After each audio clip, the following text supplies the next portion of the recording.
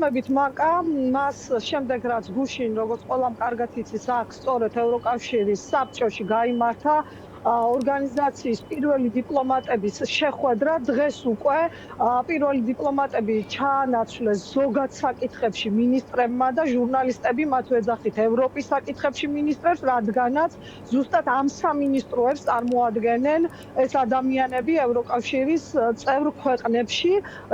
დღის წესრიგში ასე პირდაპირ საქართველოს არ არის ჩაწერილი, თუმცა ორი მნიშვნელოვანი საკითხი არის. ერთი შეეხება ზეგინდელ სამიტის მომზადებას, ანუ ზეგ აქ ბრიუსელში შეიკრიბება 27 ქვეყნის ლიდერი და გაიმართება სამიტი, რომლის დღის წესრიგშიც უკვე არის ჩაწერილი საქართველოს და გარდა ამისა დღეს აი ეს ევროპის საკითხების მინისტრები საუბრობენ დღის წესრიგით ევროკავშირის გაფართოებაზე და ევროპის მომავალზე, ასე რომ სულ რომ არც არის ჩაწერილი საქართველოს დღის წესრიგში, რა თქმა უნდა, ყველამ კარგად ვიცით, რომ დახურულ კარს მიღმა ჩვენ ქვეყანაზე არის საუბარი. თან თუ გავითვალისწინებთ იმას, რომ გუშინ გარკვეული გადაწყვეტილებები მინისტრების მხრიდან საქართველოს ხელისუფლების და დიპლომატიური პასპორტების მქონე პირებთან დაკავშირებით უკვე იქნა მიღწეული. რაც შეეხება სანქციებს, დიახ, დღეს უკვე ევროპის საკითხების მინისტრები თავად აკეთებდნენ განცხადებებს, რომ ისინი მიესალმებიან იმ ერთიან გადაწყვეტილებას, რაც შეეხება უვიზო მიმოსვლის შეჩერებას გარკვეული კატეგორიისთვის და ასევე გრძელდება მუშაობა თარგეტირებულ სანქციებზე. მათ თქვეს, რომ დახურულ კარს მიღმა ამასაც განიხილავენ და თქვეს, რომ ასევე სამიტის შემდეგ ყოველთვის ვრცელდება კომიუნიკე, სადაც აუცილებლად იქნება საუბარი საქართველოსთვის და აი ეს მინისტრები ამზადებენ ტექსტ სამომავლო ტექსტ კომიუნიკესი და ძალიან ბევრი არის მათზე დამოკიდებული კონკრეტულად რა სახის ჩანაწერი გაკეთდება საქართველოსთან დაკავშირებით. გერმანიის საგარეო უწყების ხელმძღვანელის მოადგილემ ძალიან მკაფიო განცხადება გააკეთა და მანაც აღნიშნა, რომ გრძელდება მუშაობა იმისთვის, რომ მომზადდეს ეს თარგეტირებული სანქციები. შვედეთის ევროპის საქმეების მინისტრმაც აი ზუსტად თქვენ რაც თქვით, ის განცხადება თქვა, რომ კარი ღია არის და ეს კარი ევროკავშირს კი არ მოუხურავს ჩვენი ქვეყნისთვის პირიქით. ისინი ამბობენ ძალიან ღიად, რომ ამ კარს ყურავს საქართველოს ხელისუფლება, ქართული ოცნება და ძალიან მკაფიოდ ეს მინისტრებიც, ევროპის საქმეების მინისტრებიც ძალიან მკაფიოდ მიჯნავენ და ამბობენ, რომ ყველა არის ქართველი ხალხის გვერდით, მათ გვერდით, ვინცაც არ გადაუხვევია თავისი თავარი მიზნისთვის გავწერვირიანდეთ ევროკავშირში, არამედ ისინი ახლა თვლიან, რომ აუცილებლად პასუხი უნდა ააგონ ამ ძალადობებზე იმ პირებმა, ვინც სწორედ ამის უკან იდგა. იმაზე საუბარი თქვათ, რომ როდის იქნება მზად ეს სანქციები, რა ფორმატით იქნება კიდევ ერთხელ გატანილი თქვათ ერთიან საბჭოზე, რომელიმე მინისტრების და საჭირო იქნება ანუ იმ საბჭოზე, სადაც კონსენსუსია საჭიროთ, უფრო მეტად სწავლენ ეროვნული სანქციების გზით, აი ეს უკვე ამაზე ცოტა ადრეა საუბარი. დიახ, სწორედ ეს მინდოდა რომ მეკითხა, იმიტომ რომ ჩვენ დღეს მართველი პარტიის ლიდერების თავის დამშვიდების განცხადებებს ვისმენდით, როდესაც დიპლომატიური პასპორტების გაუქმებასთან დაკავშირებით მათ კითხვას უსვამდნენ, ასეთი იყო დაახლოებით შინაარსი, რომ მათ აქვთ სხვა პასპორტებიც და თუ საჭირო იქნება ისინი ჩადგებიან ვიზების რიგშიც, ასეთი იყო მაგალითად კალაძის პასუხი და რომ ეს არაფერს არ ნიშნავს. ამიტომ არის საინტერესო რა ტიპის სანქციებისკენ შეიძლება წავიდნენ დასავლელი პარტნიორები და ასევე თქვათ 27-ვე ქვეყნის ერთობლივი გადაწყვეტილება იქნება თუ ცალკეული ქვეყნები მიიღებენ ამ გადაწყვეტილებებს. თუ კი ჩვენ სანქციებზე მსჯელობას გავაგრძელებთ და თქვათ დავანებებთ თავს დიპლომატიური პასპორტების მსგავს რეჟიმს, რომელსაც ამოქმედებს დასავლური სამყარო, შესაძლებელია რომ ეს იყოს ბევრად უფრო მკაცრი ზომები, რომელსაც ევროკავშირი მიიღებს საქართველოსთან მიმართებაში ოცნების ლიდერშიპის წინააღმდეგ?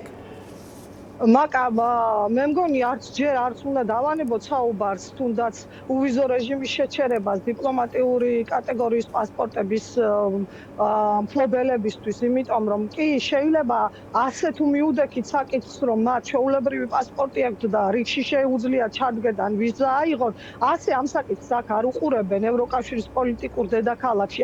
ანუ აქ არ არის მოგზაურობამდე დაყვანილი საქმე. წარმოიდგინეთ, რომ არჩეული არის ის კატეგორია, რომელიც თავისი პასპორტით აღნიშნავს, რომ მიეკუთვნება მმართველ ორგანოებს და მათ ამ შეზღუდვით რომ თავისუფლად გადაადგილდეს შენგენის ზონაში, ეუბნებიან, რომ მათ აქ ჩამოსვლას არ მიესალმებიან. მათ შეუძლიათ შეიძლება მართლაც რიგში ჩადგნენ, მაგრამ როდესაც შენი პარტნიორი და ის ორგანიზაცია შენ გეუბნება, რომ არ ხარ აქ სასურველი. ანუ არ გვინდა აქ სასურველი რომ ჩამოხვიდე, ეს ხომ იმასაც ნიშნავს, რომ არანაირ შეხვედრაზე, სადაც თუნდაც პარტნიორები იკრიბებიან, თუნდაც ევროპარლამენტში, როდესაც შეხვედრებია ევრონესტის, თუნდაც კოზაკის, ანუ საგარეო კომიტეტების თავმჯდომარეების, თუნდაც აქ, როდესაც საბჭოში იკრიბებიან აღმოსავლეთ პარტნიორობის წევრი ქვეყნების მინისტრები, ანუ ეს ფაქტიურად ნიშნავს პოლიტიკურ გზავნილს, რომ ჩვენ აქ თქვენ ადგილს დღეს ვერ ვხედავთ. ეს ფაქტობრივად ნიშნავს იმას, რომ დასავლური სამყარო ერთგვარად რეჟიმთან ურთიერთობას ფაქტობრივად წყვეტს, ხო თანამშრომლობას წყვეტს. ეს არ არის მხოლოდ გადაადგილების შეზღუდვა. დიახ, ზუსტად ამის თქმა მინდა, ამას ისიც უნდა დაუმატოთ, რომ უკვე რამდენიმე თვით ადრე, თუნდაც საქართველოში ევროკავშირის ელჩმა საქართველოში მან გააჟღერა პირველად, რომ პოლიტიკური დიალოგის დონე დაწეულია და ისედაც აღარ არის არც მოწვევები და არც შეხვედრები, ხომ? ბრიუსელში საქართველოს დელეგაციებს ჩვენ აქ ვერ ვხედავთ. ეს ისედაც გაცხადებული იყო და ამას ახლა კიდევ ის რომ ემატება, რომ დიფერენციაცია ხდება და ჩვეულებრივ მოქალაქეს ეუბნებიან, რომ კარი ღიაა, ჩამოგძანდი, ჩვენ გვინდა რომ აქ ამ ტერიტორიაზე, შენგენის ზონაში შენ უპრობლემოდ გადაადგილდე და გაგვეხარდება შენი სტუმრობა და საპირისპიროდ სწორედ სამსახურეობრივი და დიპლომატიური პასპორტების მფლობელებს პოლიტიკურ გზავნილს უგზავნიან, რომ თქვენ თავისუფლად უვიზოთ, რომ აქ ჩამოხვიდეთ, ამაზე ჩვენ თანახმა არ ვართ და ეს არის ჩვენი პოლიტიკური განაცხადი. ამაზეა საუბარი და გუშინ კაია კალასმა თქვა, რომ ამას სიმბოლური დატვირთვა აქვს. სწორედ ეს სიმბოლოა იმისა, რომ ჩვენ გიგზავნით თქვენ პოლიტიკურ გზავნილს და უნდა დაფიქრდეთ ამაზე, რომ თუ კი თქვენ გინდათ, რომ შეასრულოთ კონსტიტუციის მთავარი მუხლი 78, თუ კი თქვენ გინდათ, რომ გაიგოთ მოქალაქეების, რომლებიც ამბობენ, რომ ჩვენს მომავალს მხოლოდ ამ ცივილურ ორგანიზაციაში ვხედავთ, მაშინ თქვენ უნდა გადადგათ ის ნაბიჯები, რაც ფუნდამენტალურ თასეულობაა ამ ორგანიზაციაში. წინააღმდეგ შემთხვევაში მიგანიშნებენ, რომ ხალხი კი, მაგრამ თქვენ აქ არ ხართ სასურველი. და ალბათ ძალიან მნიშვნელოვანი გზავნილი იყო, როდესაც დღეს ჩვენ ევროპარლამენტარების მხრიდან ვიცმენდით საუბარს სალომე ზურაბიშვილთან დაკავშირებით, ფაქტობრივად ერთადერთი აღიარებული ხელისუფლების ერთადერთი წარმომადგენელია, რომელსაც უკვე დასავლური სამყარო ესაუბრება, ხო? ფაქტობრივად არ არსებობს ხელმძღვანელი პირი ქართულ ოცნებაში, ვისაც დასავლელი პარტნიორები ელაპარაკებიან. მხოლოდ აღიარება ხდება სალომე ზურაბიშვილის, ასეთი მიმართვაც იყო, რომ 29 დეკემბრის შემდეგაც კი სალომე ზურაბიშვილი რჩება პრეზიდენტად. ეს ერთგვარად რეჟიმის ამ ქმედებებსაც უსვამს ხაზს და საპარლამენტო არჩევნების შედეგებსაც, ხომ ასეა? ნახეთ, ამ ეტაპზე ჯერჯერობით ნამდვილად ამის დაფიქსირება მიდის. გუშინ კაია კალასისადმი დასმულ შეკითხვაში, რომ გააგრძელებენ თუ არა, მე ვსაუბრობ ოფიციალურ სტრუქტურებზე. პოლიტიკური ნაწილი ერთია და აღმასრულებელი ნაწილი ევროკავშირის კიდევ მეორე. და კაია კალასმა ჩათვალეთ, რომ ის არის, ევროკავშირის პირველი დიპლომატი. ესეთი რაღაცა თქვა, რომ 29-მდე კიდევ დრო არის და ბევრი რაღაც შეიძლება მოხდეს.